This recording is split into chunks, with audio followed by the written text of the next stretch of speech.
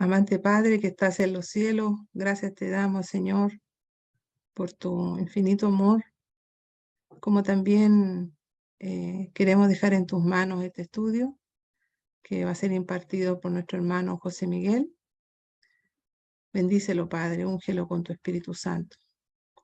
Así también a nosotros para que recibamos tu palabra, Señor, que es palabra de vida, palabra de verdad, Señor. Queremos pedir humildemente que mantengan la plataforma de internet, Señor, para que pueda ser grabado debidamente y luego ser subido, Señor, al canal para que otros también puedan ser bendecidos. Padre mío, agradecemos todo lo que tú nos das, Señor, y aquello que también no nos das. Agradecemos por tu Hijo amado, Cristo Jesús, y en su nombre pedimos todo. Amén.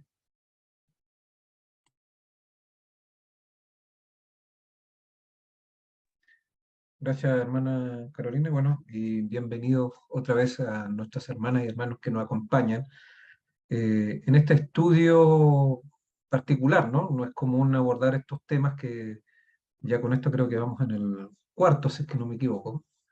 Los dos primeros es importante que ustedes revisen porque esto lleva una secuencia y una base para poder entender lo que estamos partiendo de los orígenes mismos. Nos hemos dado un tiempo que normalmente cuando uno aborda los temas de la última generación, uno va al hueso, ¿no? O sea, los temas que más candentes, más controversiales, pero no hemos dado el tiempo de colocar los fundamentos históricos, ¿no? Cómo surge el movimiento adventista eh, con el mensaje específico, ¿no? Que ya hemos visto, ¿no? Cómo hay un cambio entre lo que sucedía o la comprensión que se tenía en la época, en la era del lugar santo, que es antes del año 1844. Porque después del año 1844, el Señor, nuestro Señor Jesucristo pasa del lugar santo al lugar santísimo, y eso genera un cambio en muchos sentidos. No es solamente un mero pasar de una puerta al otro, esa puerta, ¿no? Cruzar la puerta del lugar santo al lugar santísimo, tiene implicancias no solamente en cuanto al ministerio que Cristo desarrolla en el santuario celestial, sino tiene implicancias para el pueblo de Dios en la tierra. Implicancias, y ya lo vimos anteriormente, en cuanto a la comprensión de la verdad, en cuanto a los nuevos elementos que el Señor agrega a lo que es la luz, ¿no? La luz es progresiva, ya lo hemos visto. A través del tiempo, la comprensión de la verdad no ha sido la misma de parte del pueblo de Dios. Y hay fundamentos. Para eso yo lo invito obligatoriamente, porque le estoy diciendo que estoy sintetizando, que ahora vamos a ver otro aspecto. Revisen el 1, 2, el primer video, el primer tema, el segundo tema, ahí está la fundamentación, por eso es importante que vuelvan a estudiarlo, hay que darse un tiempo, porque como no es un tema recurrente, entonces cuesta entenderlo a lo mejor, obviamente, pero está basado en los testimonios y en la Biblia. Así que no es un invento, no está claramente expresado, solamente que son textos o citas que normalmente no se usan, no se conocen, y eso lleva justamente a no relacionar este tema como lo estamos presentando. De manera que entender lo que está pasando con nuestra iglesia actualmente implica un regreso a nuestra historia, a nuestros orígenes. Y eso es lo que hemos estado haciendo en estas los tres temas anteriores. En el anterior ya comenzamos a ver cómo el adventismo, después del año 1844, empieza a volver atrás, ¿no? A través de lo que se llama la apostasía alfa. Eso es lo que vimos anteriormente en términos más genéricos. Ahora vamos a presentar la otra parte del alfa y después vamos a entrar ya con la omega, y la omega ya tiene que ver ya con nuestros tiempos más cercanos. Entonces, pero no podemos entender la apostasía omega sin entender el alfa. Y lo vimos anteriormente. Y el alfa prácticamente el White dice que ya estaba presente ya en el mismo momento en que surgió el adventismo, estaba el alfa presente o estaba manifestándose, aunque no con el desarrollo que hemos visto anteriormente, no como se gestó a través de la figura de Kellogg, ¿no? El doctor Kellogg, que eso es lo que nos vamos a centrar hoy especialmente, su filosofía, su teología, porque en realidad, y lo vamos a ver a continuación, Kellogg no solamente fue un doctor, él fue también un teólogo, increíblemente, no siéndolo de profesión, pero realmente sus inquietudes médico misionera, porque fue un médico misionero, ¿ah? No, no hay que olvidar que Keller tenía un sentido misionero, pero se fue desviando del verdadero norte de eso, ¿no? Y cuando uno empieza a desviarse, cuando comenzamos a olvidarnos de la Biblia y de los testimonios, y lo vimos anteriormente, ¿no?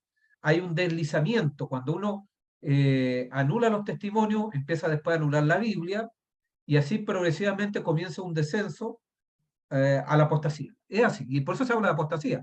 Apostasía, de paso, en el griego del Nuevo Testamento está asociado con sacar el ancla. Entonces, lo contrario a la apostasía sería anclarnos en la verdad. Entonces, cuando nosotros sacamos el ancla, que son los pilares, ya lo vimos anteriormente, ¿recuerdan cuáles son los pilares? Podemos resumirlo en 7. Los 7 pilares del adventismo, ¿recuerdan? El santuario celestial o la purificación del santuario, la no inmortalidad del alma, la ley de Dios y el sábado, los mensajes triples angelicales, son como la sustancia, ¿no? La sustancia de lo que es esos pilares. Y ese es el ancla adventista. Entonces, cuando usted se olvida de los pilares, ¿qué es lo que se hace? Va a la deriva, se desancla, y eso es apostasía. La apostasía, entonces, es un concepto marítimo.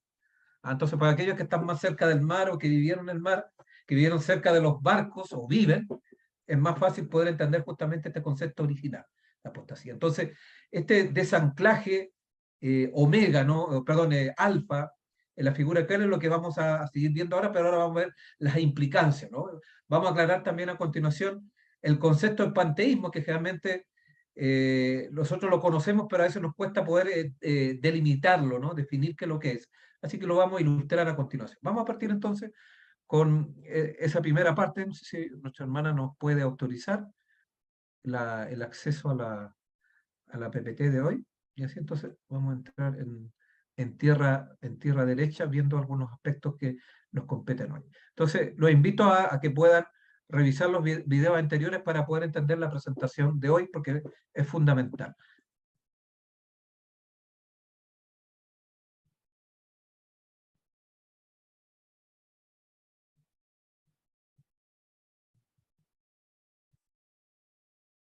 Vamos a ilustrar el concepto y lo vamos a ilustrar de algo más conocido. Es que con esto, o sea, nadie puede decir que no, o por lo menos, si no ha visto, por lo menos conoce esto, el tema, digamos, de las guerras de las galaxias. Y lo coloqué acá porque lo más conocido es raro aquel que, a no ser que esté viviendo en las cavernas, ¿no? Si ha vivido en las cavernas, en la roca, que no conozca esto, porque es antiguo. Estamos hablando de la famosa película Star Wars. Y ahí encontramos nosotros la idea de Dios, que se encuentra ¿dónde? En el concepto de la fuerza. Con esto debe quedar claro el concepto del panteísmo, porque es muy ilustrativo. La famosa frase, ¿no? Que la fuerza te acompañe. La exitosa serie de películas que comenzó en 1977 dio origen a un hambre de entretenimiento, y bueno, de acá no paró, pues esto siguió y la saga no ha terminado. El productor John Lucas declaró que quería que Star Wars inspirara a los jóvenes a hacer preguntas espirituales sobre Dios al incluir visiones del mundo del panteísmo. Entonces, en Star Wars, la idea de Dios se encuentra en la fuerza. Noten ustedes, entonces, una cosa importante, no solamente el caso de George Lucas, también sucede con Avatar y con otras películas más de Hollywood, donde se trabaja con este concepto del panteísmo, así que no es algo tan alejado de la realidad. No es un concepto solamente filosófico, está impregnado en la filosofía. Y Hollywood, que es una herramienta de Satanás, hablemosla abiertamente, ¿no? Educa a la juventud, bueno, no solamente a la juventud, con ideas panteístas. Así que el panteísmo está arraigado de una otra forma en todos de una otra manera. El que no conoce el Dios de la Biblia, el Dios bíblico, inevitablemente va a ser panteísta. Ateo o no, va a ser panteísta, porque está en todo lo que se mueve en la sociedad. Entonces, ¿qué declaró George Lucas? Dice, puse la fuerza en la película para tratar de despertar un cierto tipo de espiritualidad en los jóvenes. Noten ustedes, hay una intencionalidad espiritual detrás de la guerra en las galaxias. Y bueno, uno puede observar obviamente que se usan recursos espirituales, místicos, pero espirituales. Más una creencia en Dios que una creencia en cualquier sistema religioso en particular. En la película, el maestro Jedi Obi-Wan Kenobi nos presenta a la fuerza sentado en una choza del desierto. Le explica a Luke Skywalker qué es la fuerza. Obi-Wan explica la fuerza, y este es el concepto del panteísmo, ¿eh? Por eso lo quería ilustrar acá. La fuerza es lo que da poder al Jedi o Jedi, es un campo de energía creado por todos los seres vivos, nos rodea, nos penetra, une a la galaxia. Esta entonces es la esencia del panteísmo. Esta cosmovisión se está infiltrando en los medios de comunicación, en la literatura, en las prácticas de salud e incluso en la iglesia. Bueno, de paso, el doctor Keller era un doctor. Él se introdujo en el panteísmo a través, digamos, de la salud. Así que dentro del adventismo conservador hay bastantes ministerios de salud, ¿no? Hay páginas, hay clases sobre todo la pandemia aumentaron estos grupos, digamos, que enseñan salud, pero hay que tener cuidado también, ¿no? Hay que tener cuidado porque la salud, si bien es cierto, tiene que ver con el tema de la reforma pro salud, un aspecto importante. Si nosotros no tenemos claro la teología, podemos caer en la tentación de Kellogg, ¿no? Y transformarnos en panteístas, tener una visión extraña. Y eso es lo que vamos a ver ahora, ¿no? Teniendo claro esto, entonces, de que el panteísmo es una fuerza, es una energía, ¿no? Que no tiene límite, que está en todas partes, que controla, que simplemente yo tengo que dejarme llevar por esa fuerza. Eso, digamos, se tradujo al plano espiritual. ¿Ya? Y que lo, digamos, lo trajo adentro del adventismo. Interesante que Kellogg nos trajo un panteísmo dentro de una comprensión adventista, así que un panteísmo adventista, podemos hablar. Porque obviamente no habló de la fuerza, pero habló de energía, habló de presencia, la presencia de Dios, y todo eso es lo que vamos a ver a continuación. Entonces, John Harvey Kellogg, el médico como teólogo. El primer punto que queremos destacar. Algunos datos históricos ustedes pueden revisar, hay varios libros sobre la historia de Kellogg y particularmente sobre su sanatorio, el famoso sanatorio Kellogg, ¿no? Que ustedes pueden revisar, ir a la web y van a encontrar el edificio, un edificio, digamos, espléndido para la época, desarrollo, y todo lo que estaba, digamos, unido a lo que era la reforma pro salud, pero una reforma pro salud ya no tanto al estilo o las ideas que el espíritu profecía había entregado, sino que él dio un paso más allá.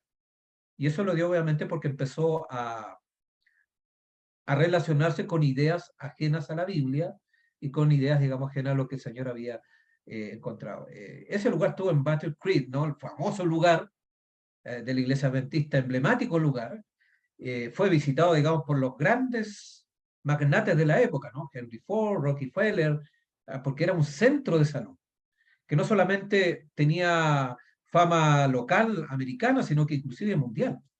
No tanto a lo que llegó Kellogg, ¿no? Bueno, él tenía un sentido de grandiosidad y lo materializó justamente en este proyecto de sanatorio que también se le llamaba el SAT, ¿no?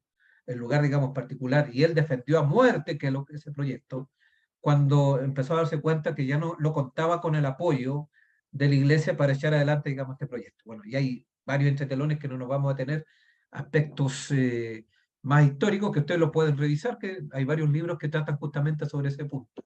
Lo que queremos destacar acá en esta presentación que tiene que ver justamente con la apostasía alfa,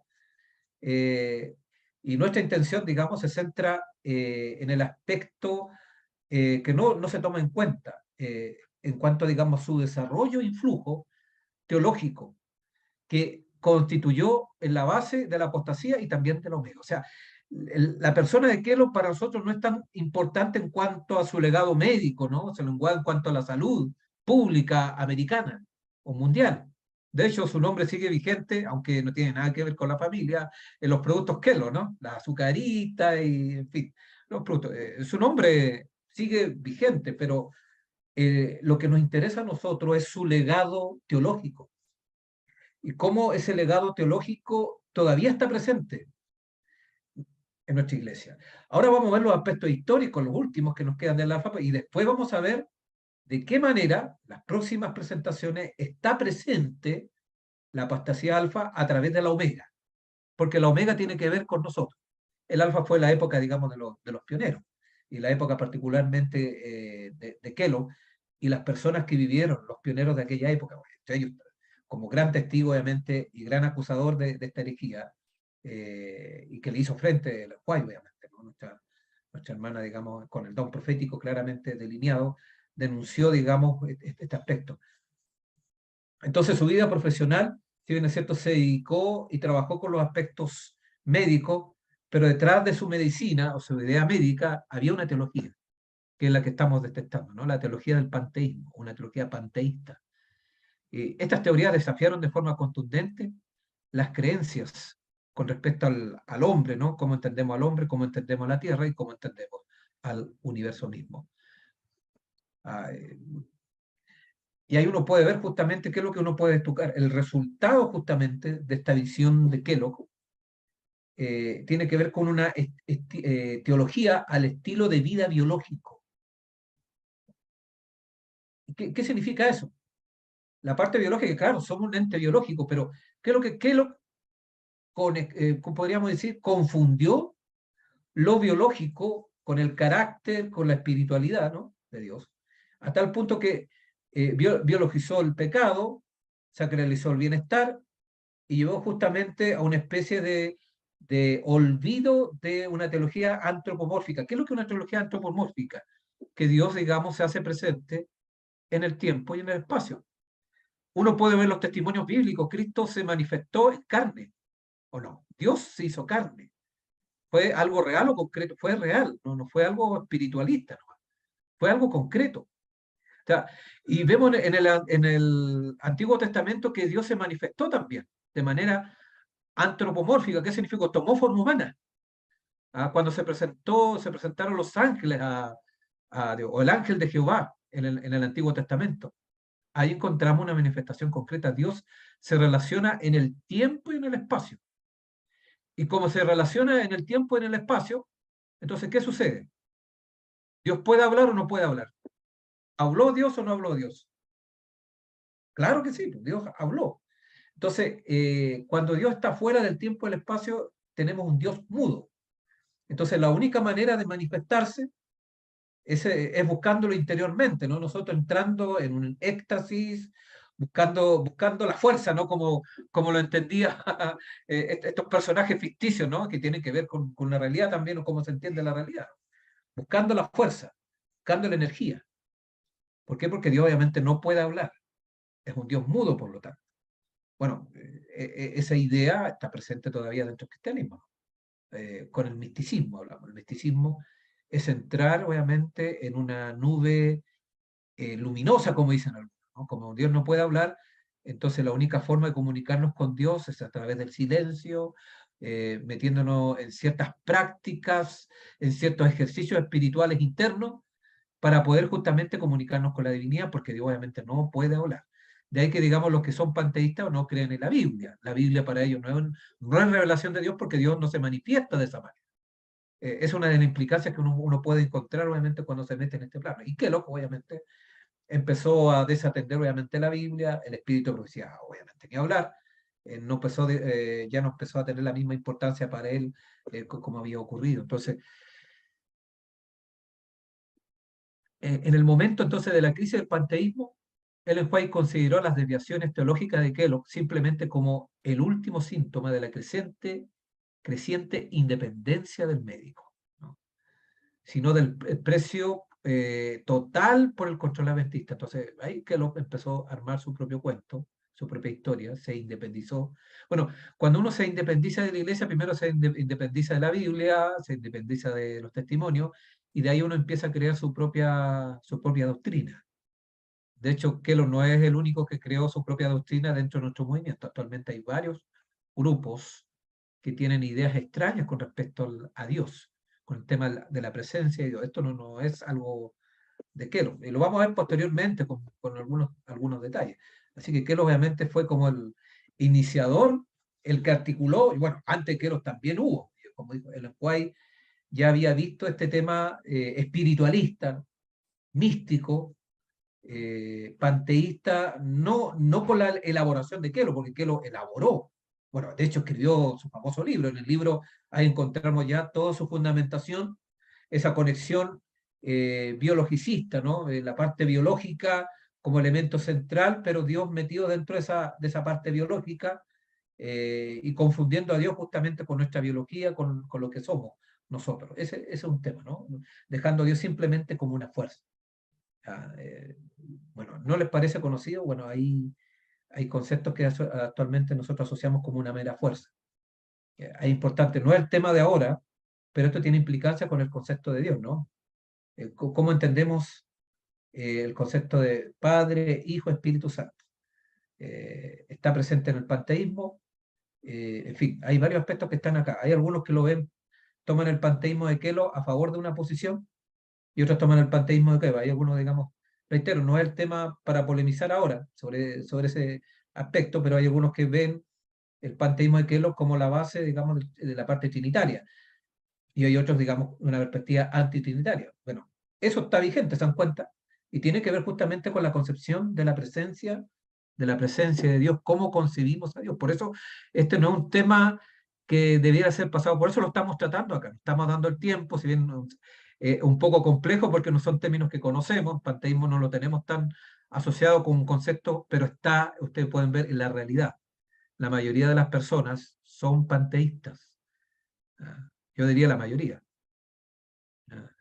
El adventismo, podríamos decir, tiene la solución para no ser panteísta,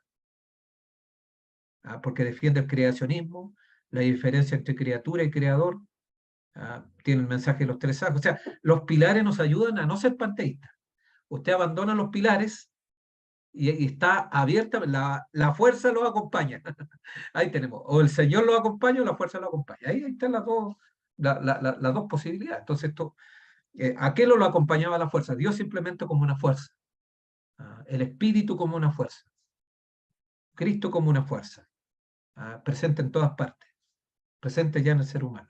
Bueno, vamos a avanzar porque hay varios, podríamos entrar en varios detalles, aristas que tiene este plano. Noten ustedes que posteriormente Kellogg, después ya que se salió de la iglesia y las secuelas que dejaron con el sanatorio, bueno, la iglesia perdió el sanatorio al final, ya no, y ustedes conocen la historia. Entonces, él empezó a promover otra cosa, mire que está increíble hasta dónde llega la apostasía, ¿no? La promoción de la eugenesia por parte de Kellogg, a lo que dedicó las 3 últimas décadas de su vida tras su expulsión de la iglesia, ilustra claramente cómo las fuerzas gemelas de la religión y la ciencia siguieron moldeando su teología hasta bien entrado el siglo XX. El resultado, uno puede ver, es inquietante y fascinante. Nacido en el seno de una denominación milenarista, ¿no? A pesar de la progresiva atenuación de su mensaje a través de la institucionalización, siempre enseñó el inminente fin del mundo. El doctor Kellogg nunca pudo desprenderse de la idea de que el mundo se dirigiría realmente hacia una catástrofe. No que el concepto del fin del mundo lo tenía, la escatología, como hablamos, ¿no? Pero la pregunta, ¿cuál era la escatología? ¿Cuál era el concepto que ya estaba albergando Kellogg? O sea, Kellogg obviamente siguió las líneas adventistas, pero fue más allá. Y ahí entonces podemos llegar a lo siguiente. Al igual que había biologizado cada vez más el pecado bajo la presión de la medicina científica, Kellogg biologizó, miren, noten ustedes acá, ¿no? El apocalipsis en el concepto de la degeneración de la raza. ¿No les parece conocido? Bueno, esto está asociado con otra corriente posterior, ¿no? Que predecía en un día que la raza humana se extinguiría debido a la vida no biológica. Al igual que en el apocalipsis literal, Kellogg creía que un remanente se salvaría, aunque no a través de ningún tipo de ortodoxia doctrinal, ¿no? Sino más bien a través de esa cruzada por excelencia de la era progresista, la eugenesia. La Fundación para la Mejora de la Raza, de Kellogg, noten ustedes, la mejora de la raza, ¿no? ¿A qué les suena eso? Fundada en 1914, se convirtió en la principal agencia por la que se difundieron las ideas eugenésicas de Kellogg. La forma en que Kellogg llegó a ver a Dios actuando a través de la eugenesia constituye la piedra angular de su viaje teológico, un viaje que lo alejó intelectualmente del entorno denominacional adventista, en que nació, digamos, la frontera del siglo XIX. Noten ustedes, eso fue el último coletazo de Kellogg, pero ya no estaba en la iglesia. Pero a ese punto llega, digamos, el panteísmo. La eugenesia está asociada justamente, lo promovió las fuerzas nazis, recuerden, nazismo, hitleriano, todos esos aspectos, bueno, y todas las implicancias de eso. A ese punto podemos llegar cuando tenemos estas ideas panteístas, ¿no? Entonces, ahí podemos encontrar que hay ideas que son aparentemente adventistas, uno puede decir, porque hay un progresismo, hay un perfeccionismo, un cuidado del cuerpo, ¿no? Esas ideas están dentro del mensaje adventista inicialmente, obviamente. Está dentro del concepto de la reforma pro salud. La perfección, obviamente, del ser humano, pero Kellogg se fue a la parte biológica, la perfección biológica, un perfeccionismo biológico que no tiene nada que ver, y lo vamos posteriormente, con la perfección del carácter, que es distinto, que es lo que presenta, digamos, la Biblia y lo que habla el espíritu de profecía con claridad en muchas partes. Entonces, el perfeccionismo de Kellogg no tiene nada que ver con el perfeccionismo que se le acusa a la última generación de paso, que la última generación habla de la perfección del carácter, no la perfección biológica del ser humano, ni tampoco a una eugenesia, que es la perfección ya de la raza, ¿no? A través, digamos, de la biología, a través, digamos, de la buena alimentación, a través, digamos, de la salud. Cuidado con ese punto. Entonces, la dieta, mi estimado hermano, no tiene que ver con la perfección biológica. La dieta tiene que ver con el discernimiento entre el bien y el mal. El objetivo de la reforma pro salud, obviamente, tiene que ver con el desarrollo del carácter. La parte física, claro, vamos a estar más sanos biológicamente, va a funcionar mejor nuestro organismo, pero no hay perfección biológica acá en esta tierra. ¿Por qué? Por más que tengamos una dieta vegetariana. De hecho, es el ideal, ¿no? O vegana, no siguiendo la ideología vegana. Nosotros comemos como los veganos, pero no somos veganos porque los veganos son panteístas. Cuidado con ese punto. Igual. Entonces, nosotros no podemos decir, no soy vegano, no. Me alimento veganamente, ¿no? Porque no como carne, podríamos decir, tampoco huevo, leche, si soy de esa opción, o si soy vegetariano, bueno, sabemos ya cuál es la diferencia, si estamos en esa vía. Pero eso tiene que ver justamente con qué, con el discernimiento espiritual. Está relacionado con eso, con amortiguar la animalidad, ¿no? Nuestros poderes inferiores de nuestro ser. Que habla, claramente el lenguaje habla de eso, no tenemos tiempo para explayar, ¿no? Pero ese es el punto. Pero acá que obviamente fue el perfeccionismo biológico y eso lo llevó justamente a la eugenesia. Vamos a hacer algunas consideraciones rápidas de la crisis del panteísmo, ¿no? Los coletazos que estaban asociados justamente con ese tema. A finales de la década de 1890, Ellen White se preocupó profundamente por la creciente mundanidad del sanatorio de Battle Creek, lamentando que se había pervertido de su diseño original, hasta parecerse más a un gran hotel que a una institución por el tratamiento de los enfermos. White vio que la concentración de muchas de las principales instituciones de la iglesia en Battle Creek amenazaba con convertirse en la Jerusalén de antaño, un centro poderoso, acosado por los pecados de orgullo, exaltación propia, descuido de los pobres y parcialidad hacia los ricos. Comenzó a predecir en privado que una gran calamidad estaba a punto de alcanzar la ciudad debido a lo que ella veía como la corrupción generalizada del adventismo allí. Más tarde informaría que en una visión había visto una espada de fuego extendida sobre Battle Creek. ¿Se dan cuenta? Es fuerte este punto, pero el Señor ya le estaba mostrando que en Battle Creek no se estaba cumpliendo el plan de Dios. ¿Y cuál era el problema? La concentración. Por eso hay que tener cuidado. Lamentablemente ya está instalado eso dentro de nuestra iglesia, pero debemos evitar las grandes construcciones.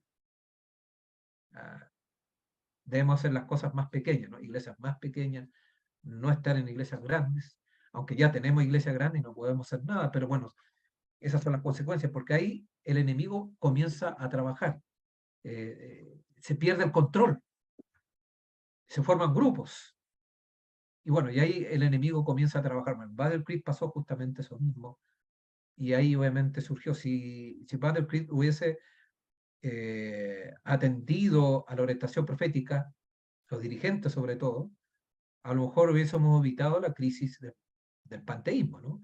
De la crisis de Kellogg, el alfa. perfectamente.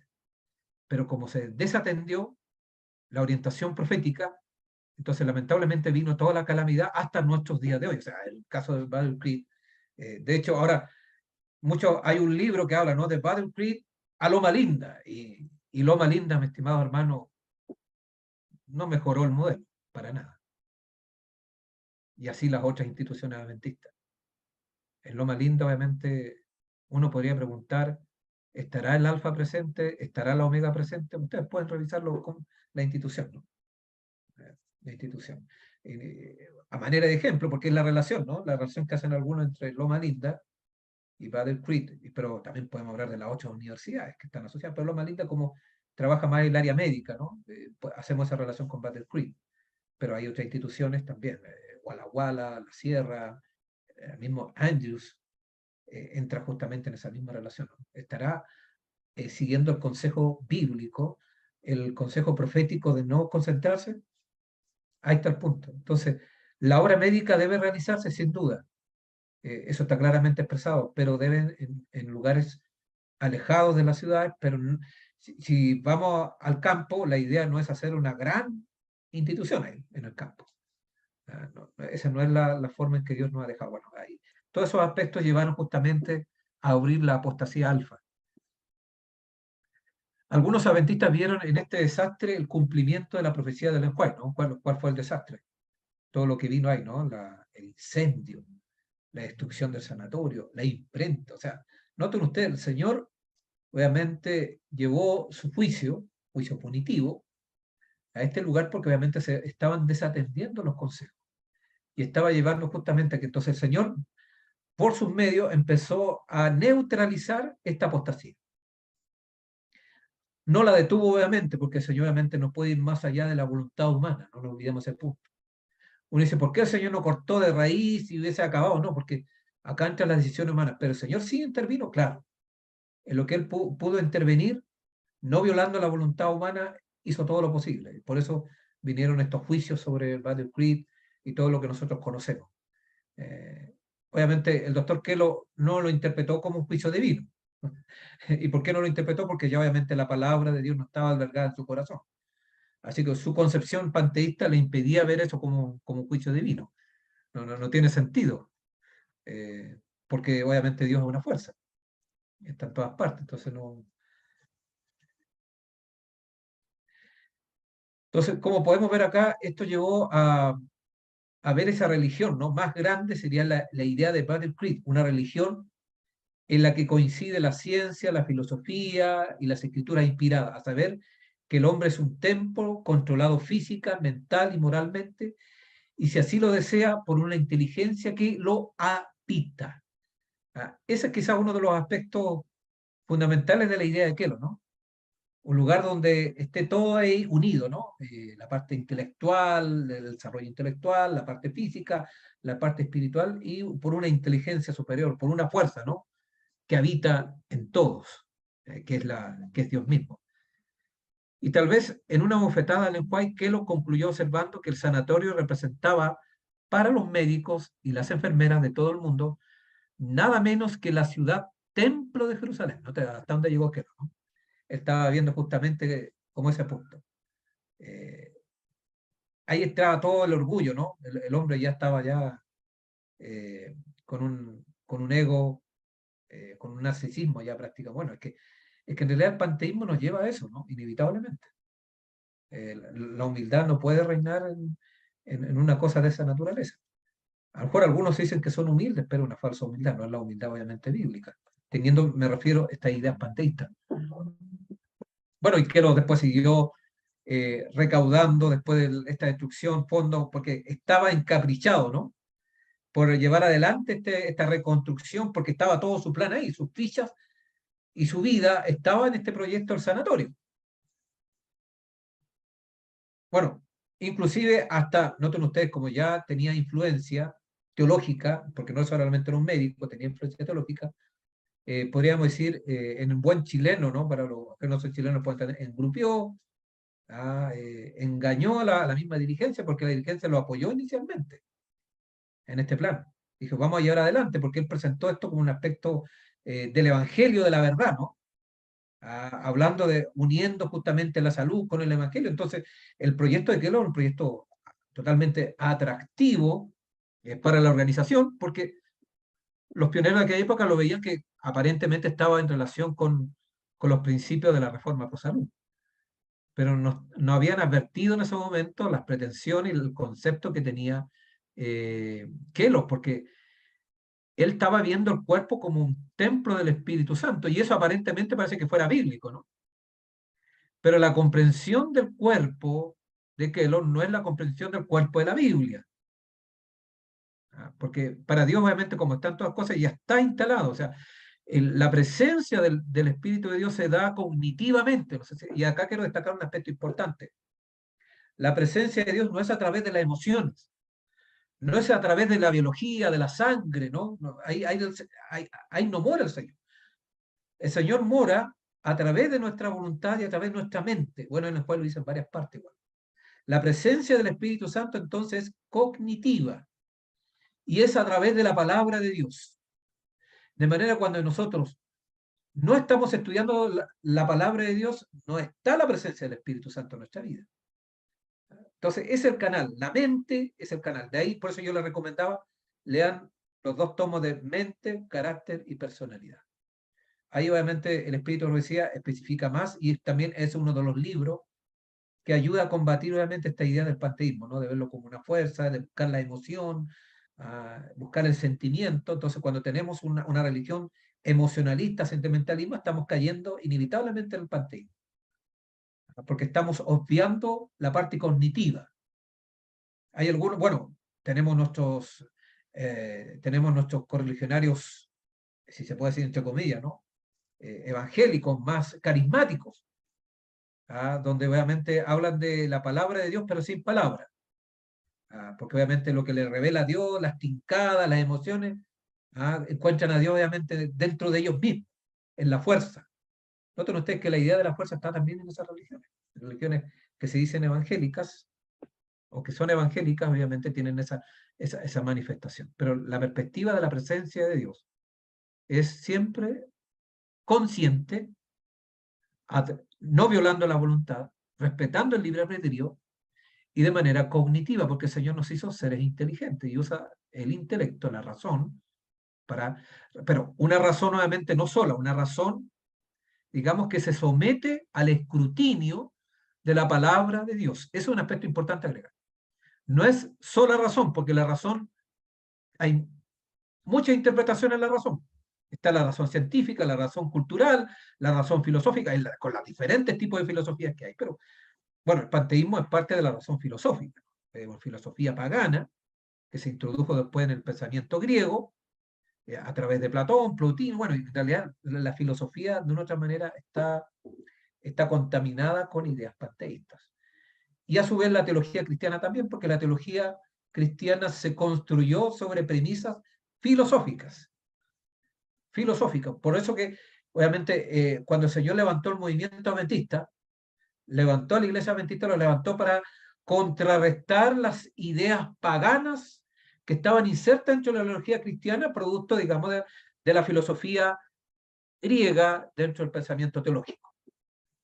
Bueno, y ahí entra el concepto de la inmortalidad del alma, el concepto de Dios como atemporal y el alma atemporal del hombre, ¿no? Inmortal se comunica con la inmortalidad divina, pero todo a través, digamos, de una relación interna, ¿no? A través de una fuerza, de energías, de emociones, de éxtasis. Ese no es el camino bíblico, ¿no? Por eso me detuve acá. Bueno, ¿qué lo tenía esa idea? E introdujo esa manera de ver la realidad espiritual. Por eso, no todo lo espiritual, valga la redundancia, es espiritual. Cuando dice esta persona es espiritual, usted ve a la gente afuera atea, se dice que son espirituales. Buscar lo espiritual. Lo espiritual en la Biblia tiene que ver con la presencia del Espíritu Santo cognitivamente en el hombre. O sea, para nosotros sin el Espíritu Santo no hay espiritualidad. En cambio, para las personas que no tienen ese concepto, la espiritualidad se encuentra en el interior del hombre, en la naturaleza, en el cosmos, en la fuerza, ¿no? De ahí viene el dicho, otra vez voy a reiterar para ilustrar lo que hablábamos al comienzo,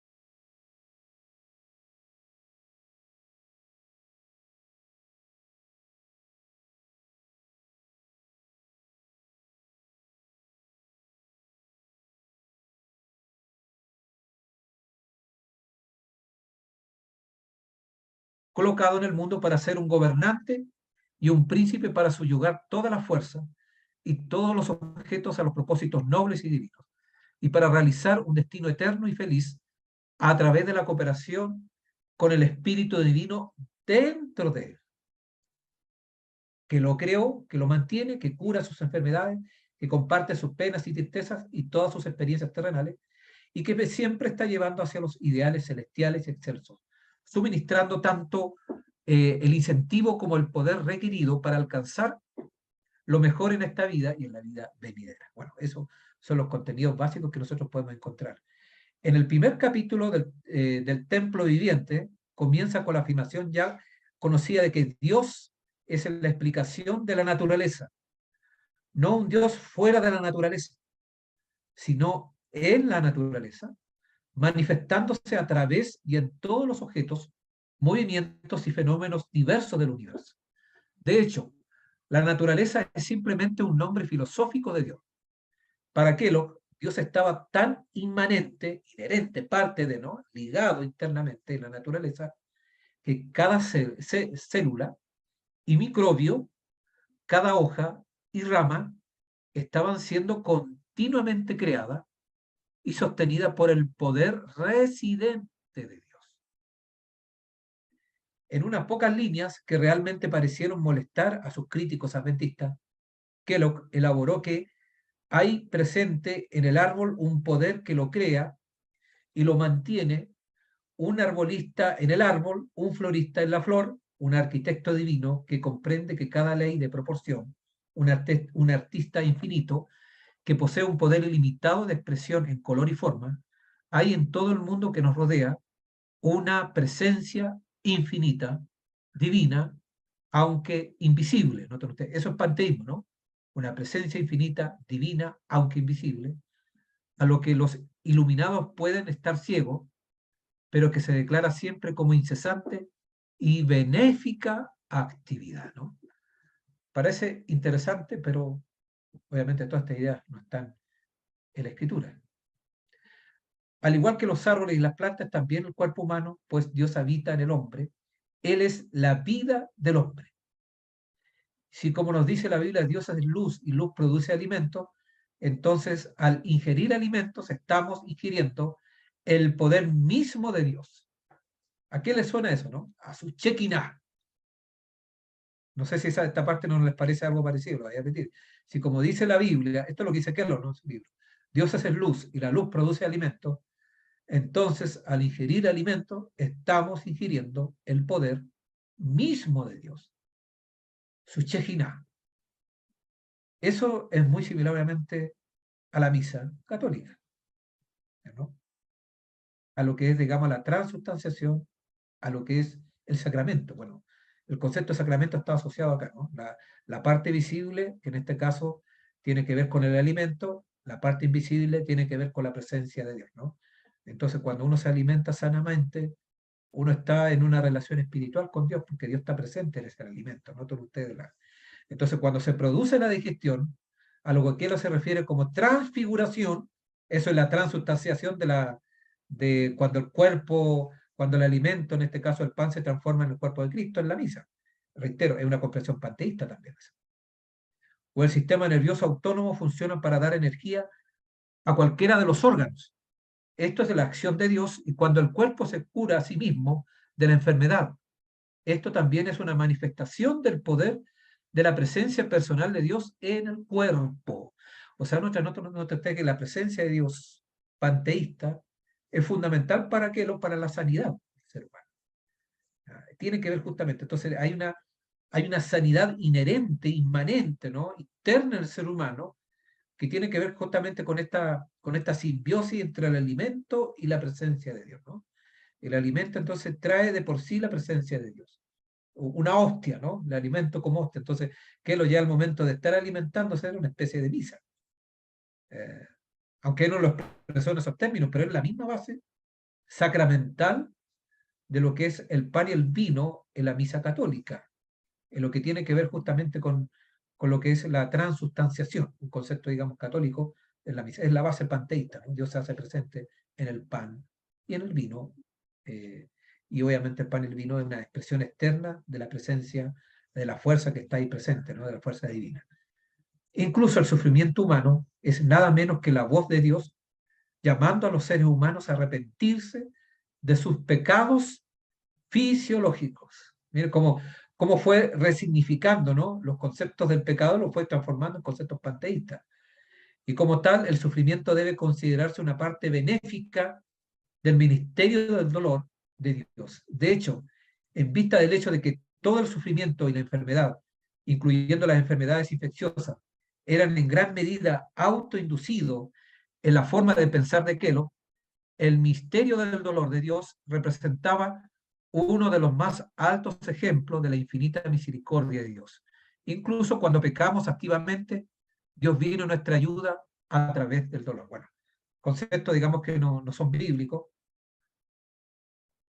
y que lo llevó más allá, obviamente, ¿no? El concepto, el panteísmo lo fue aplicando ahora, reinterpretando justamente el tema del santuario, de nosotros, nuestro cuerpo como templo del Espíritu Santo, de la alimentación sana, ya como la presencia misma del Señor y todos esos aspectos que están impuestos. Otra cosa importante a destacar, en otra parte del templo viviente, Kellogg reiteró su creencia de que Dios era el siervo del hombre y habitaba en el pecador y en el creyente por igual. Claro, pues si Dios está presente en todo, no hace discriminación entre un pecador y un creyente, proporcionando así el poder para las acciones de ambos.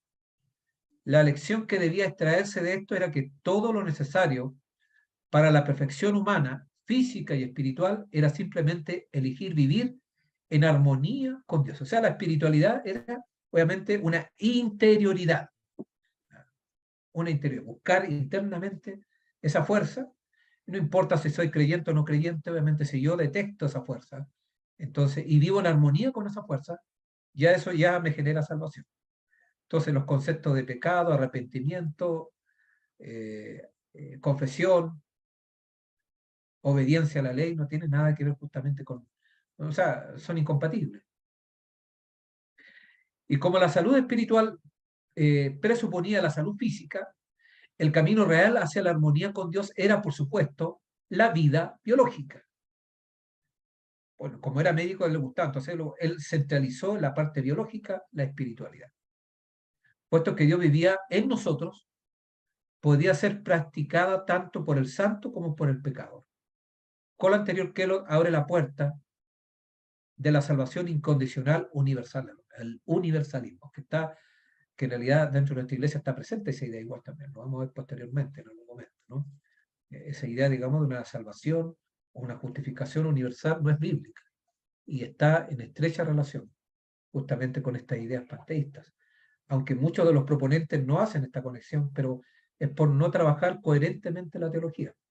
El pensamiento bíblico es coherente.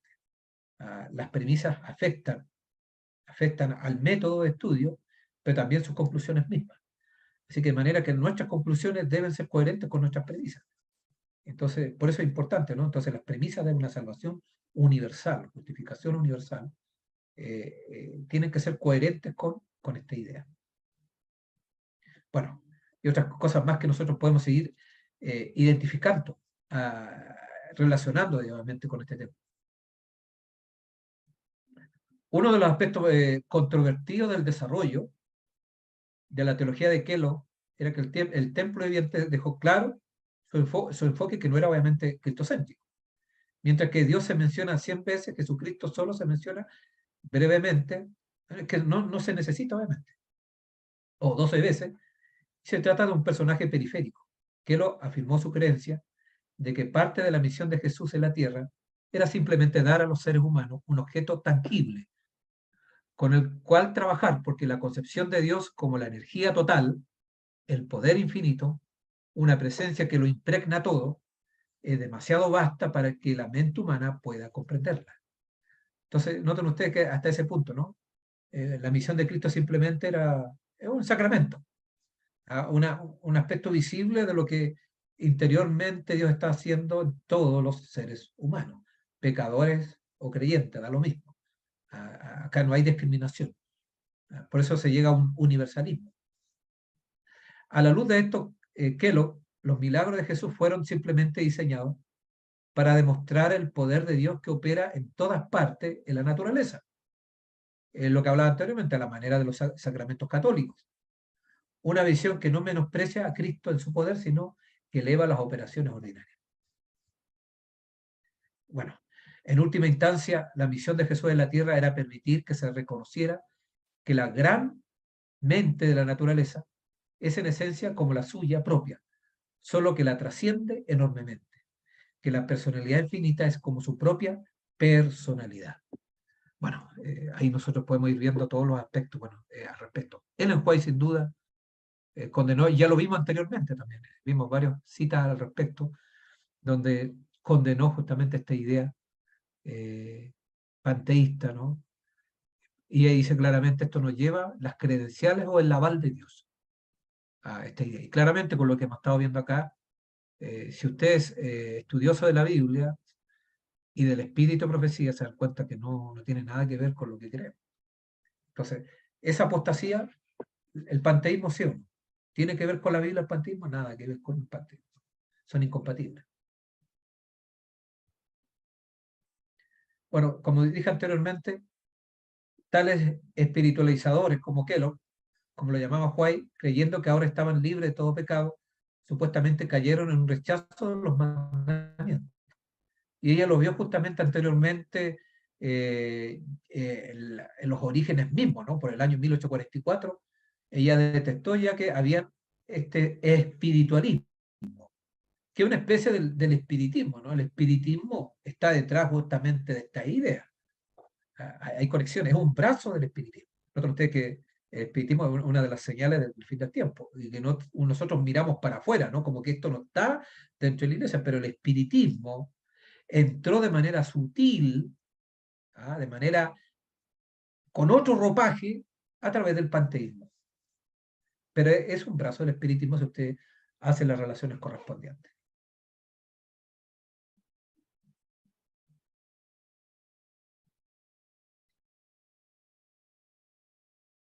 Bueno, muchos años después que lo volvió a tratar este tema,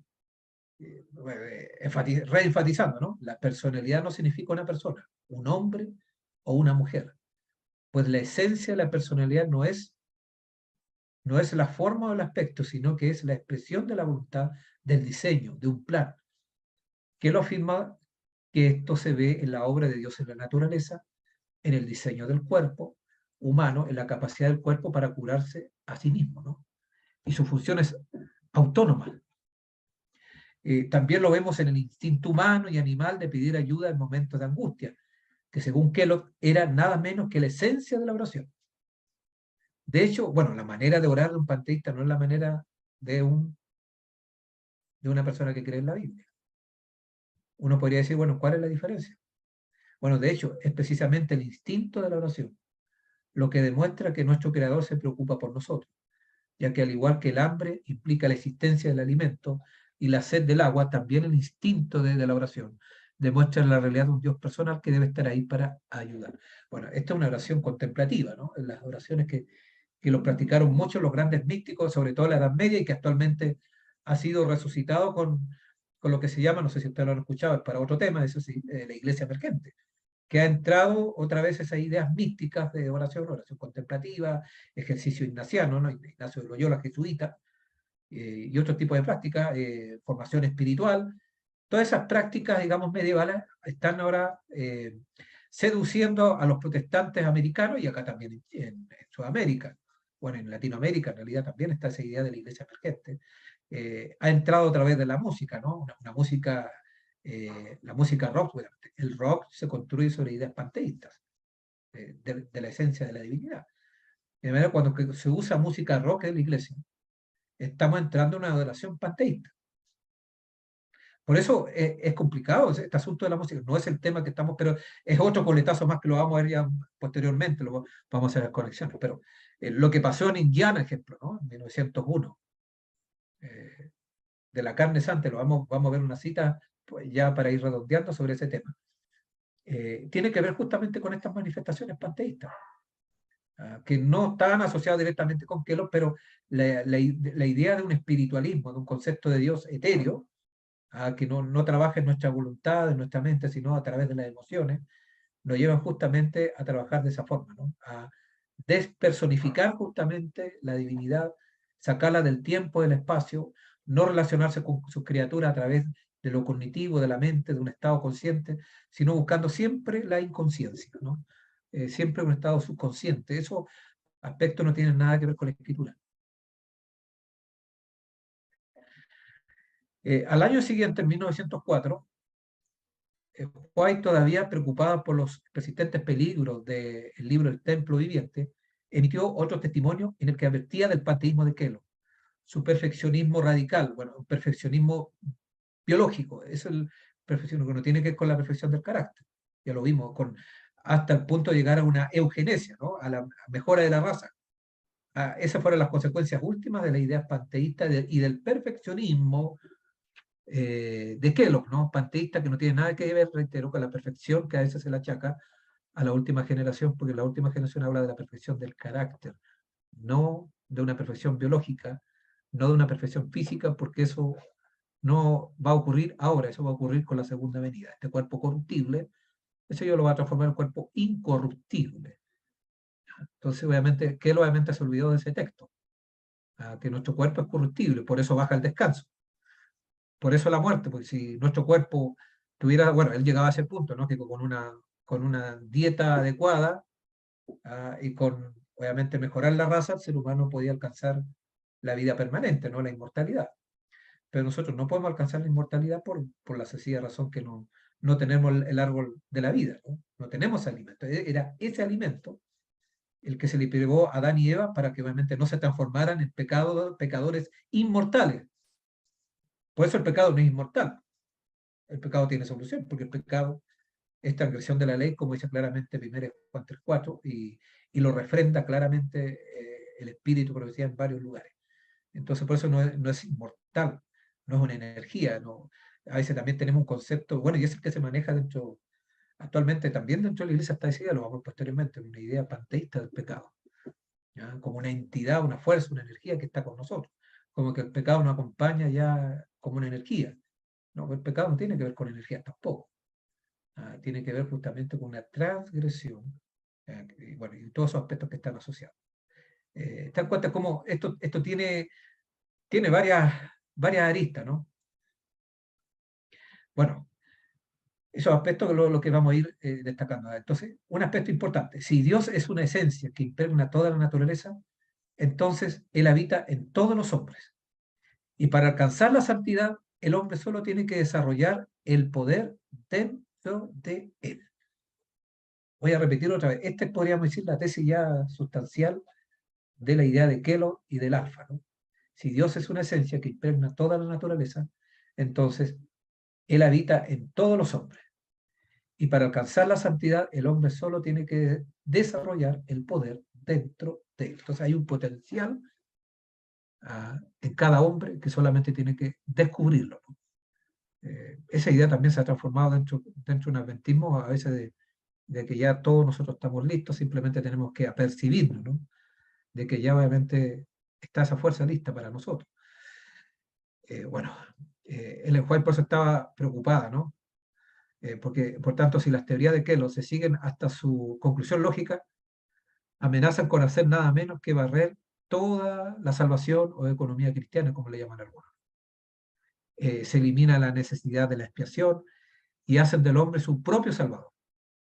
Estas teorías sobre Dios hacen que su palabra no tenga ningún efecto y aquellos que la acepten corren el gran peligro de ser llevados finalmente a considerar toda la Biblia como una ficción. Pueden considerar que la virtud es mejor que el vicio, pero habiendo excluido a Dios de su legítima posición de soberanía, ponen su dependencia en el poder humano, que sin Dios no tiene valor. La voluntad humana sin ayuda no tiene poder real para resistir y vencer, hermano. O sea, mientras no haya cooperación con Dios, la salvación no tiene sentido.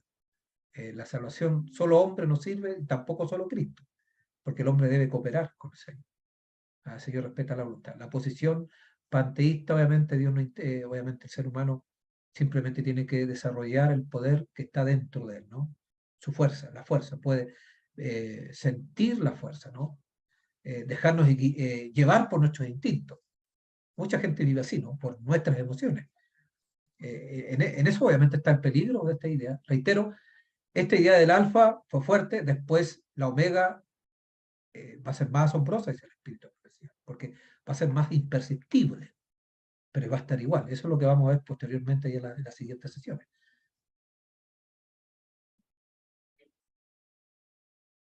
Bueno, y toda esta preocupación del espíritu de profecía, de esta idea panteísta, nos lleva justamente a ver las cosas de otra manera. Vamos a avanzar un poquito por el tiempo.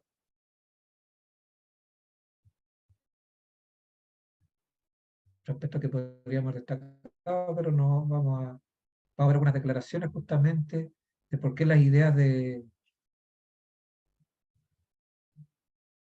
que no están, digamos, en concordancia con lo que el Señor nos entregó. Bueno, en 1901 estuvo, digamos, este grupo de Indiana, que desarrolló justamente, duró poco, pero los efectos de ellos también siguen presentes, y obviamente está relacionado con estas ideas panteístas. Me refiero al tema de la carne santa o la carne santificada. Veamos alguna cita de mensajes selectos, tomo 2, página 36, primer párrafo, dice: es errónea la enseñanza dada concerniente a lo que se llama la carne santificada. Todos pueden obtener ahora corazones santificados, pero es incorrecto pretender que en esta vida se puede tener carne santificada. Es lo que, de cierta manera, la perspectiva biológica, ¿no? La espiritualidad biológica, la perfección, el perfeccionismo biológico de Quedo, ¿no? El apóstol Pablo declara: yo sé que en esto, en mi carne, no mora el bien. A los que se han esforzado tanto por alcanzar por la fe la así llamada carne santificada, quiero decirles, no podéis obtenerla. Ninguno de vosotros posee ahora esta carne santificada. Ningún ser humano en la tierra tiene carne santificada. Es una imposibilidad. Eso lo dice claramente. Si los que hablan con tanta facilidad acerca de la perfección de la carne pudiesen ver las cosas en su verdadera luz, rechazarían horrorizados sus ideas presuntuosas. Al exponer la falsedad de sus suposiciones concernientes a la carne santificada, el Señor procura impedir que los hombres y las mujeres atribuyan a sus palabras una significación que conduce a la contaminación del cuerpo, el alma y el espíritu. Permitid que esta doctrina avance un poco más y llevará a la pretensión de sus defensores que no pueden pecar, puesto que tienen carne santificada. Todas sus acciones, por lo tanto, son santas.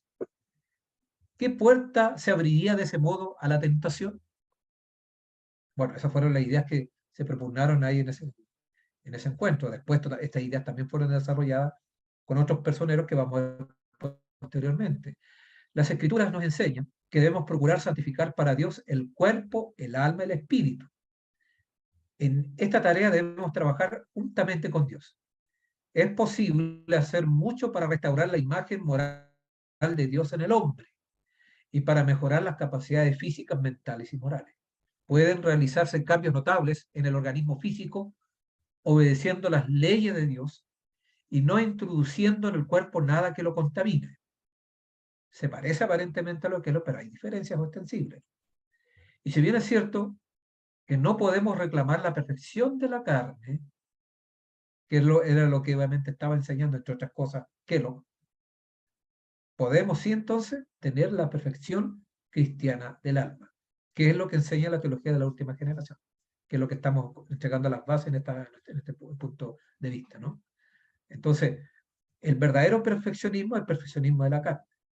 El ismo, cuando colocamos ismo, hablamos de una exacerbación, ¿no? Es un extremismo, podríamos hablar. Entonces, por eso hablamos de perfeccionismo, porque cuando hablamos del perfeccionismo está hablando de ser perfecto en un área donde no podemos serlo en este momento. Y eso tiene que ver con la carne. Por eso claramente este movimiento de la carne santificada es prácticamente una manifestación panteísta, aunque ellos no usaron las declaraciones de Kellogg, así por lo menos abiertamente, donde yo tengo conocimiento, pero sí obviamente la base es la misma, porque obviamente se lleva justamente a una perfección de lo que es la carne. Por eso es interesante aclarar, pero sí Otra cosa distinta es la perfección cristiana del alma, la perfección del carácter. Eso sí, es bíblico y está en los testimonios. Entonces son dos elementos. ¿Qué sucede actualmente? Lo vamos a ver cuando vamos a la apostasía omega y los otros temas ya que van a ser temas más específicos, que tienen que ver si es posible alcanzar la perfección antes que venga el Señor. Este texto, digamos, muy importante. Obviamente, si tenemos la idea y confundimos y creemos que es perfección de la carne, obviamente no. Pero si vemos, digamos, que es perfección moral, es otra cosa, es diferente. Mediante el sacrificio que se hizo por nosotros, los pecados pueden ser perfectamente perdonados. No dependemos de que el hombre pueda hacer, sino de lo que Dios pueda hacer por el hombre mediante Cristo. Cuando nos entregamos enteramente a Dios y creemos con plenitud, la sangre de Cristo nos limpia de todo pecado. O sea, la sangre no solamente nos perdona, nos purifica. A veces nos olvidamos, la purificación del santuario tiene que ver también con la sangre de Cristo, no con mi sangre. La conciencia puede ser liberada de condenación. Mediante la fe en su sangre, todos pueden encontrar la perfección en Cristo Jesús. ¿Es posible alcanzar la perfección? No de la carne. ¿Está hablando acá de la parte moral? Sí. ¿A través de qué? A través de la fe en su sangre. La sangre de Cristo nos perfecciona. ¿Pero qué perfecciona? ¿Nuestra biología? No. Nuestro carácter. La perfección, eso va a ser después, la perfección biológica, cuando Cristo venga. Esto incorruptible lo va a transformar en incorruptible. Pero el tema del carácter, el Señor no lo va a transformar cuando venga. Eso se hace antes. Es al revés, ¿no? Por eso es importante diferenciar estos puntos. Gracias a Dios porque no estamos tratando con imposibilidades. ¿De qué imposibilidades? No es imposible alcanzar la perfección del carácter. ¿Cuál es lo imposible, lo que no nos corresponde de este lado de la eternidad? La perfección biológica de la carne. Por eso la carne santificada no es bíblica. Podemos pedir la santificación, podemos disfrutar del favor de Dios. No debemos inquietarnos por lo que Cristo y Dios piensa de nosotros, sino que debemos interesarnos lo que Dios piensa de Cristo, nuestro sustituto. Somos aceptos en el amado. Dios muestra a la persona arrepentida y creyente que Cristo acepta la entrega del alma para moldearla según su propia semejanza. Así que cuando habla de la carne santa, no está hablando de que no se puede perfeccionar el carácter, está hablando de que no hay perfección de la carne, de nuestra biología, perfección biológica. Cuando los seres humanos reciban la carne santificada, no permanecerán en la tierra, sino que serán llevados al cielo. Otra vez, ¿no? Cuando tengamos perfección biológica, o perfección de la carne, ahí vamos a ser llevados al cielo. Si bien es cierto que el pecado es perdonado en esta vida, sus resultados no son ahora suprimidos por completo. En ocasión de su venida, cuando Cristo transforma el cuerpo de humillación nuestra para que seamos semejantes al cuerpo de la gloria suya. Han surgido movimientos fanáticos una vez tras otra, y no ha parado esto, ¿no? Por eso existe la apostasía alfa, que la vamos a ver posteriormente, a lo largo del progreso de nuestra obra, y cuando se me ha presentado este asunto, he tenido que dar un mensaje similar al que estoy dando ahora a mis hermanos de Indiana. El Señor me ha indicado que este movimiento de Indiana es del mismo carácter que han tenido los movimientos de los años pasados. Noten ustedes que, bueno, ¿cuál es lo anterior? La apostasía de Keller, ¿no? El panteísmo, lo que pasó en Massachusetts, en fin. O sea, noten ustedes cómo el diablo ha estado trabajando de la misma manera, sutilmente, buscando nuevos formatos, pero siempre justamente llevándonos a situaciones, cosa de confundir, porque esto confunde. Por eso actualmente cuando se habla de perfección del carácter, que lo vamos a ver ya después como un tema específico más adelante, Dios mediante, si estamos, digamos, en sintonía con todos estos temas, ahí nos vamos a dar cuenta de que eso nos lleva a la confusión de ver cosas imposibles que son posibles a través de la gracia de Cristo. Y cosas que son imposibles, las estamos dando como posibles. Eso es la estrategia del diablo. Nos saca del lugar, nos saca de los tiempos que nos corresponde vivir, ¿no? Nos cambia, nos desorienta. Por eso es importante los testimonios. Pues estoy citando acá, ¿no? Los testimonios, la palabra de Dios. Y estar alerta y recorrer la historia. Por eso hemos hecho también un paso rápido, ¿no? Abuelo de pájaro del contexto del panteísmo, de la apostasía alfa, para estar advertido para lo que viene. Entonces, esas cosas, digamos, el Señor siempre las tiene acá. Bueno, hasta acá quedamos y seguimos animando para que ustedes puedan continuar con estos estudios. Más adelante vamos a seguir mediante avanzando con lo que es la apostasía omega. Ya eso tiene que ver ya con nuestra era, con nuestra época. ¿Y qué conexión hay con el alfa? ¿Habrá alguna conexión? ¿Seguirá presente Kelos todavía en nuestra iglesia? ¿Sus ideas, sus relaciones? Bueno, lo vamos a ver posteriormente. Hasta acá llegamos por ahora. Muchas gracias, hermano José Miguel. Vamos a darle el tiempo para las consultas, si es que o algún comentario, si es que hay.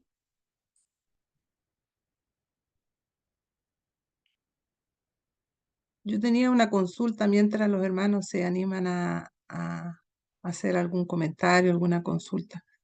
En ese cita que usted puso ahí de que cuando tengamos la carne santificada vamos a poder ir al cielo, eso fue lo que le pasó, por ejemplo, a Enoc.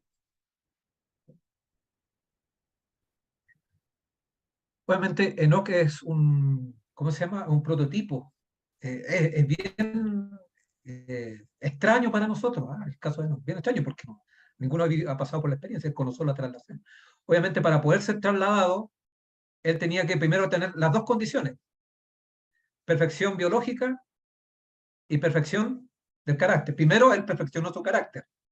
¿Quién le dio la perfección biológica? El Señor, pues, cuando fue trasladado.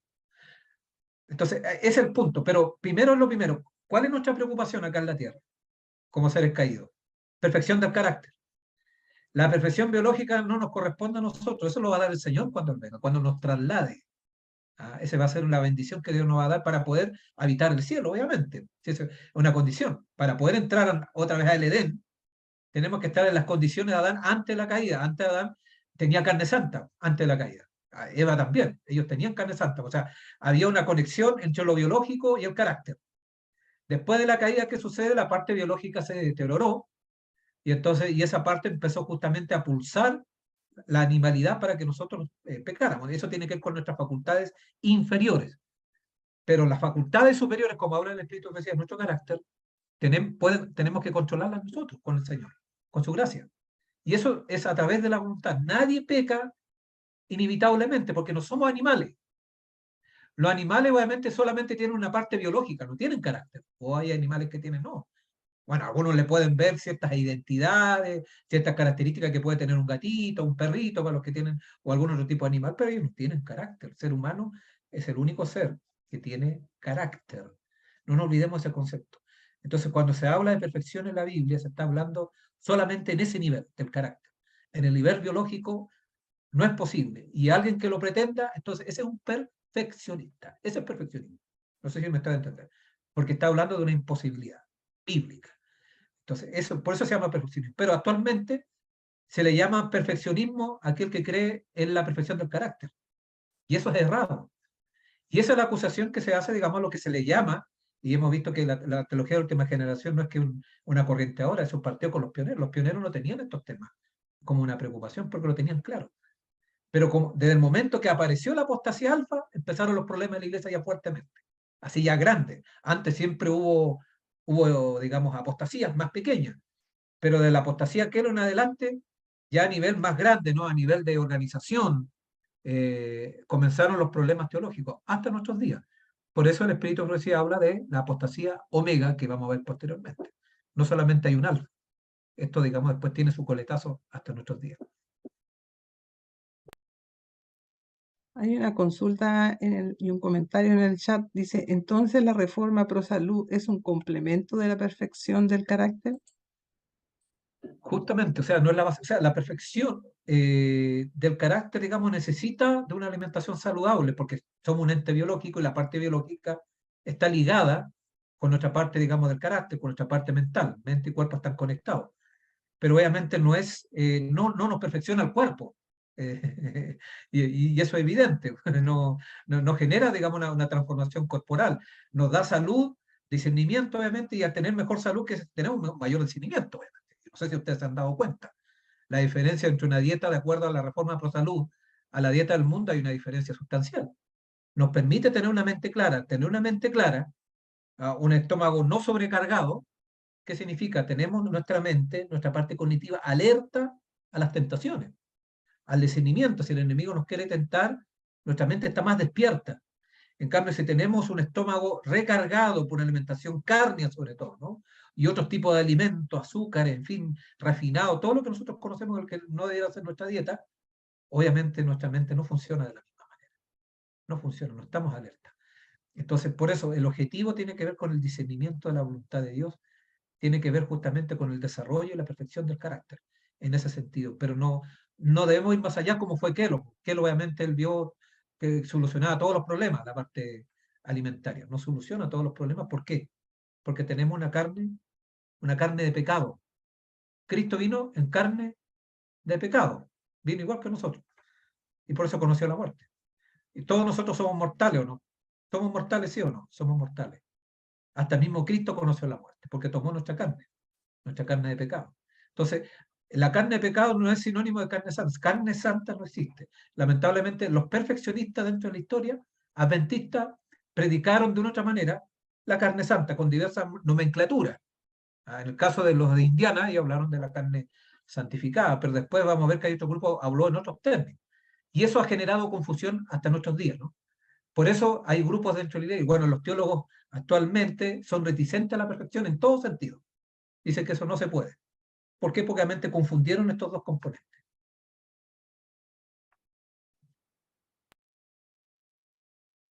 No sé si alguien quiere hacer alguna consulta, algún comentario.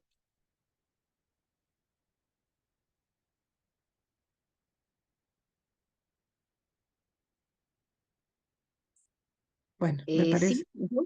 Sí, dígame, hermana Hola, Pamela. buenas tardes. Sí, mi consulta es la siguiente. Yo he escuchado que en el cielo nuestro carácter se va a seguir perfeccionando.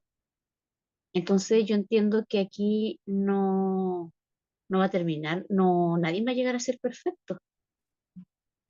Esa es mi pregunta y Sí. Mire, la perfección hay que entenderla dentro de nuestro contexto de caída, tiene que ver con el pecado. La perfección significa lo que dice Juan, el que permanece en Cristo no peca. Está hablando justamente en ese contexto. La perfección que habla usted, mi estimada hermana, en el cielo, está hablando justamente de una perfección en cuanto al conocimiento, no en cuanto a la parte moral. La parte moral esa ya se solucionó, porque ninguno que tenga problemas morales va a poder entrar a los portales del cielo. Claramente el Espíritu progresivo dice, si entrara alguien con un problema moral, con pecado en el cielo, volveríamos otra vez atrás, se vuelve el conflicto. No, eso ya no va a ocurrir. Por eso el Señor ahora, ¿qué es lo que está haciendo? Él tiene que verificar. Por eso el juicio investigador. El juicio investigador, ¿qué es lo que hace? Ve, digamos, si las personas que van a entrar al reino de los cielos están en las condiciones. Y por eso la condición para alcanzar la vida eterna, también dice el Espíritu de Profecía, siempre ha sido la misma. La perfecta obediencia a la ley de Dios. O sea, esa perfección tiene que ver con la obediencia perfecta a la ley de Dios. Y la que me habla usted, digamos, tiene que ver ya con una perfección en cuanto, digamos, a la luz que Dios nos vaya entregando, pero no que vamos a estar ahí solucionando los problemas del pecado. El problema del pecado, y hay varios textos del Espíritu de Profecía, se soluciona antes, acá en esta tierra, no cuando Cristo venga. Entonces, por eso la Escritura habla de que cuando Cristo termine su labor intercesora en el lugar santísimo, el que es justo siga justo todavía y el que es santo santifíquese todavía. O sea, en ese momento ya no hay más mediación porque Cristo terminó su labor. La mediación, ¿para qué? ¿Por qué Cristo está mediando? Porque obviamente a través de su sangre nos perdona, pero también nos purifica de todo pecado. Cuando Cristo deje de interceder en el lugar santísimo, se terminó esa obra. Luego, entonces, por eso la declaración de Apocalipsis dice, cuando termine la obra en el lugar santísimo Cristo Jesús y comience a caer las 7 postreras plagas, ¿quiénes se van a mantener en pie? Los 144.000 sellados. Y los 144.000 se fueron hallados sin mancha. Esa sin mancha también fue una característica de Cristo. Cristo fue hallado como cordero sin mancha. ¿Sin mancha qué significa? Sin pecado. Entonces la perfección bíblica, usted puede estudiar también en hebreo, no tenemos tiempo para ver todos los detalles, pero en hebreo La perfección ahí, el libro que desarrolla bastante este concepto de la perfección bíblica, está en contraposición con pecado. El antónimo de la perfección es la transgresión de la ley, el pecado en sí. Entonces, y ese tema de la transgresión se soluciona cuando Cristo ya termina esa labor. Reitero, en el tiempo de angustia, obviamente no vamos a estar con ningún tipo de intercesión, entonces ese tema ya va a estar solucionado ahí. Estoy hablando de lo que tiene que ver con la perfección del carácter. Luego, cuando venga Cristo, entonces el Señor nos va a perfeccionar nuestro cuerpo, va a transformar este cuerpo corruptible en cuerpo incorruptible, y ahí vamos a poder entrar por los portales del cielo. Pero el requisito para entrar al reino de los cielos, ¿no? A entrar al cielo, es, digamos, un carácter en obediencia perfecta a la ley de Dios. Y por eso el Señor nos dio su gracia. El objetivo de la gracia de Dios, hermano, no es para seguir pecando. ¿No se dan cuenta cómo ha cambiado la gracia? No es para seguir pecando, la gracia es para dejar de pecar. Es al revés el concepto. Bueno, eso lo vamos a desarrollar posteriormente en un tema. Esto estoy adelantando algo, ¿no? Pero esto tiene otra fundamentación. Simplemente estoy respondiendo un poco en ese punto. Entonces, la perfección en el cielo no tiene que ver con la perfección porque estamos pecando. Tiene que ver, digamos, en cuanto a la luz y la comprensión de verdades que por la eternidad vamos a estar estudiando. De hecho, el tema de la salvación va a ser el gran tema por la eternidad. Entonces, y vamos a seguir entendiendo y avanzando. Y nos vamos a perfeccionar en el conocimiento del Señor. Pero no está hablando que nos vamos a perfeccionar en tanto que vamos a seguir pecando en el cielo. No, no tiene que ver. Entonces, en el cielo no, nadie va a poder entrar en transgresión. La transgresión tiene que ser solucionada antes que venga Cristo Jesús. Y Él después nos va a transformar, pero va a transformar no nuestro carácter, va a transformar nuestro cuerpo. Bueno, por eso el sellamiento, otro tema más que está asociado. El objetivo del sellamiento es eso, justamente.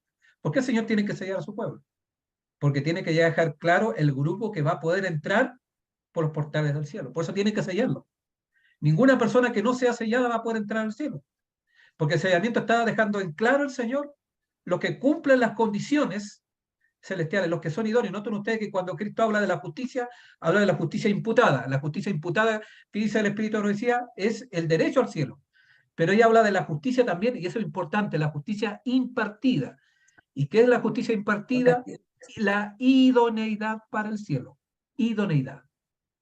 Y la idoneidad tiene que ver con la perfección del carácter. O sea, vamos a ser idóneos cuando la justicia impartida se exprese plenamente en nuestra vida. No, noten, no a través de mi fuerza, porque esto no se trata de que yo pueda, como lo entendía Aquelo. No a través de digamos, que la fuerza está contigo, como lo entienden los panteístas, no. Es a través de qué? Del poder del cielo, ¿no? De la gracia de Cristo. Yo cooperando con el Señor. ¿Cómo coopero? Estudiando la Biblia, orando, alejándome del pecado, y el Espíritu Santo va trabajando en el desarrollo, en la formación, en la perfección del carácter, alejándome del pecado, quitando toda mancha, limpiando. ¿Se dan cuenta? Eso es lo que Dios establece en este punto, por eso es importante diferenciarlo. Bueno, es un pequeño adelanto de otro tema que podríamos desarrollar más adelante. Un pequeño adelanto. Disculpe, y la otra pregunta que usted nombró no me quedó muy claro. O sea que al final solamente van a entrar 144.000 al cielo. No, mi estimada hermana, no. Los 144.000 son, podríamos decir, son los Enoch del tiempo del fin. Pero también están los Moisés. Moisés conoció la muerte, resucitó y el Señor se lo llevó. Enoch representa el grupo del fin del tiempo que va a conocer al Señor sin conocer a la muerte, ¿no? Va a recibir al Señor. Ese es el grupo. Pero también Apocalipsis capítulo 14, versículo 13 dice: bienaventurados los que mueren de aquí en adelante. O sea, eso está hablando después del año 1844. Muchos van a bajar. Bueno, de hecho, ¿cuántos adventistas? Ellen White misma bajó al descanso. ¿Significa que ella no va a ser parte, digamos, del reino? Claro que sí. El Señor le mostró, porque ella realmente preparó su vida, ¿no? Ella tuvo una especie de sellamiento, así que cada hijo de Dios también es sellado antes de morir. Si es que nos toca bajar al descanso, debemos estar preparando para el sellamiento también, si es que nos toca morir. Hay una especie de sellamiento donde el Señor dice que nuestro carácter está en condición entonces para poder entrar al reino de los cielos. Ese es el tema, digamos, que está delineado en la palabra de Dios. Los 144.000 no son los únicos, obviamente. Detrás viene la resurrección especial, donde van a resucitar todos los que murieron en el mensaje del tercer ángel, dice el Espíritu de Profecía, y se van a unir con los 144.000, y después el Señor, cuando venga la nube de los cielos, va a resucitar a todos desde Adán en adelante. Así que no son siempre los 144.000 los que se van a salvar, sino el grupo del tiempo del fin. Es el grupo de la última generación que va a estar en pie y que va a pasar por la gran tribulación, va a pasar por el tiempo de angustia, que lo indica claramente. Entonces es un grupo particular porque va a pasar por un tiempo particular, valga la redundancia. Esos son los 144.000, pero no son los únicos salvos, sin duda. No son los únicos. Para atrás, y de hecho el juicio investigador no parte con los 144.000, parte evaluando el carácter de Dadán en adelante. El Señor empieza a hacer ese juicio investigador. Prontamente nos va a tocar a nosotros, como dice, ¿no? Cuando venga eso, entonces se va a instalar todo. Bueno, eso es lo que podemos establecer en estos momentos, ¿no? No sé si quedó claro, mi estimada hermana, la respuesta. Sí, en algo. Muchas gracias. No sé si hay algún otro comentario, sino para cerrar. Bueno, hermano José Miguel, usted tiene la palabra de oración final, por favor. Oremos.